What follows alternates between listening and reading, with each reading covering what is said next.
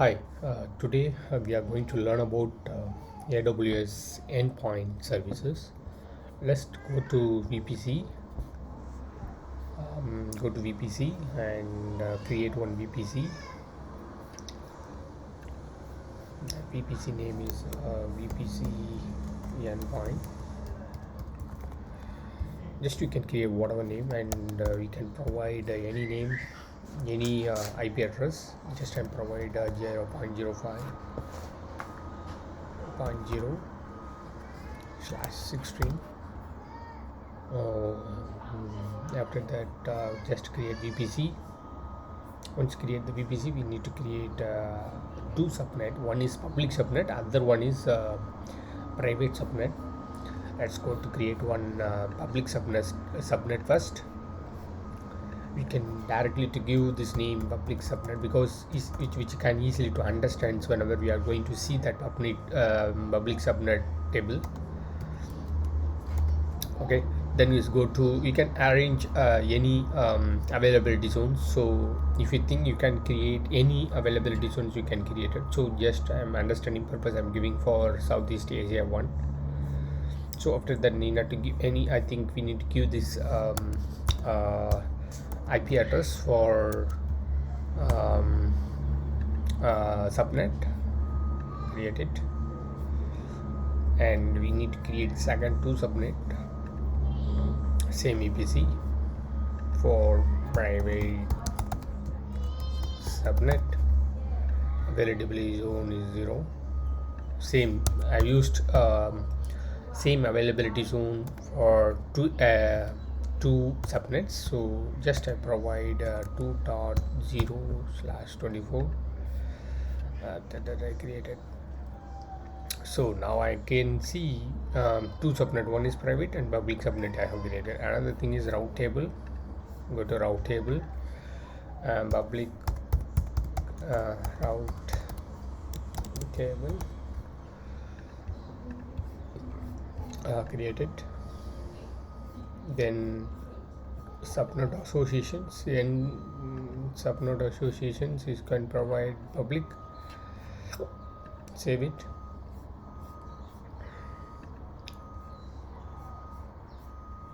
And you go to internet gateway, create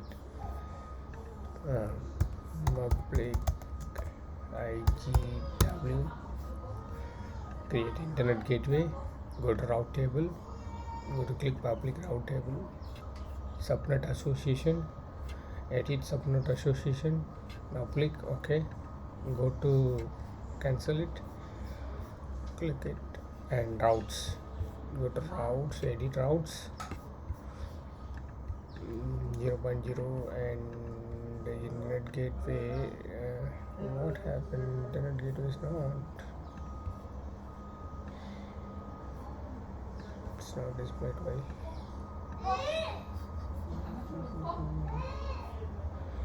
Okay, attached to VPC. Attached to VPC and internet gateway and route table. Now we can see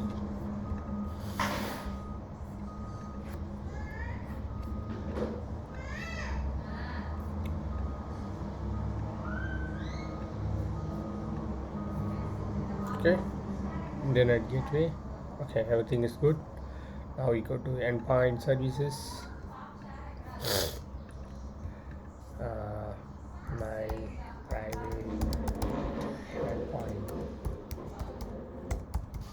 endpoint AWS services S3.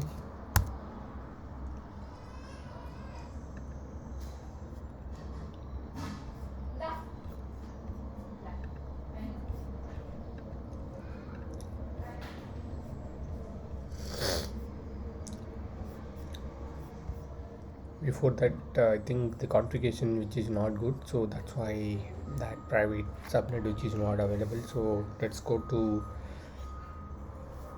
VPC and go to I think in route table.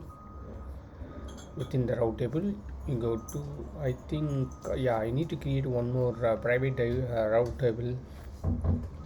Just create private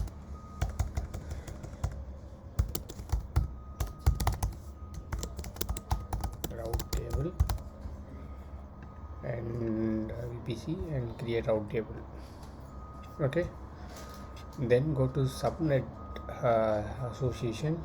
Just click that one and add that private subnet. Okay, so after that, so directly we go to endpoint services to create endpoint to private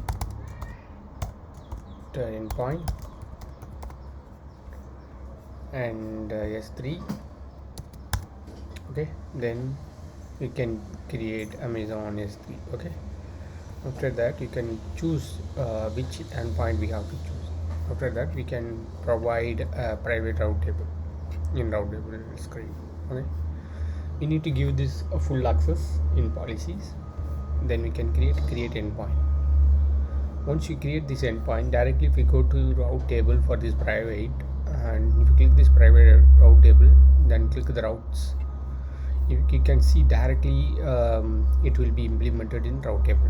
Okay, then all the configuration was done in VPC. Now let's go to EC2 instance. After that, let's go to EC2 instance. First let's create a public subnet, public EC2 instance. Then you can go to private subnet. Okay, public and enable. This one is very important. If it is not enabled, then we can face your trouble while connecting this server. Okay, 5.1.100. Next to storage. Next, add tag. Just you can provide names. Okay, names, test names. Okay, configuration groups, existing, no, create configuration, all traffic, test. You can provide any name, just I provide just a traffic.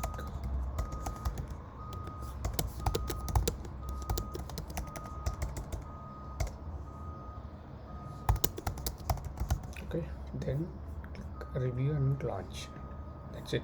Then you can choose old IPK, then click launch. Okay, once finished that instant launch, we can go to view instance. It's taking some time to initialize. Before that, you can add a public name for EC2. Okay, after that you have to create one more instance, like select for private subnet. Okay, enable, yes, private subnet enable. Then go to 10.5.2.100. okay, after that click add storage, click add tags, test name for public. You can provide any name, that's not a matter at all. And so existing, already I created test traffic, so again I'm giving same password for this ID. Then click public RAC, just acknowledge this, just click launch instance. So now we have created two public and private instance for EC2. So just we can mention the name private.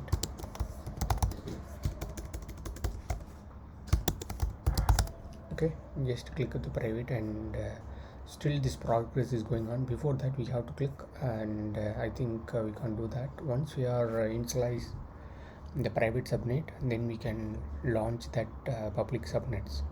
Let's wait for 2 seconds. I think it will be launch it. During this time, let's open our command prompt. Just we go to downloads. Okay, this path which I had already configured PEM file, so that's why I go to downloads path now. Okay, already it's ready, both are ready. So before I can uncheck it and click connect.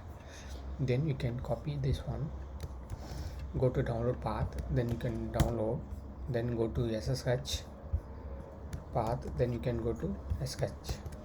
That's it. Yes, yeah, it's configured, right? So then you can move to already, which I had configured in my GitHub copy. So it's moving to, yeah, EC2 200, sorry,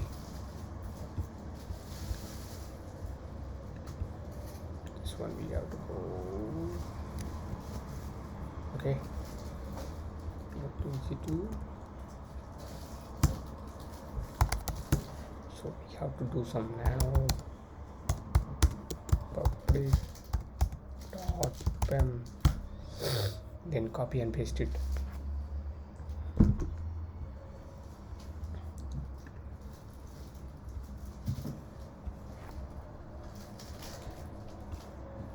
Public, let's try for public.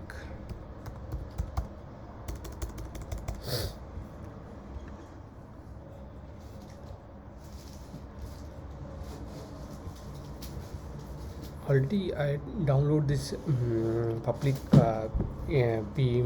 Chrome file, so that's why I'm little bit searching on that my table. Yeah, here is there. Just you can right click it and open it, text file. So one key will going to generate it. Based on this key we can copy and paste it in command prompt. So after that just to click open it, so one key will be generated, so copy it and pasted it. After that control okay, let's close it, this one, control O, enter control X, that's it. After that CHOMD,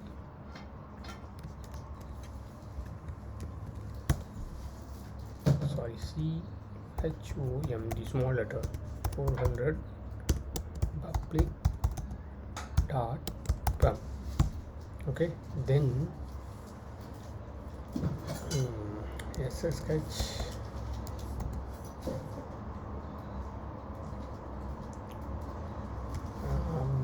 public dot pem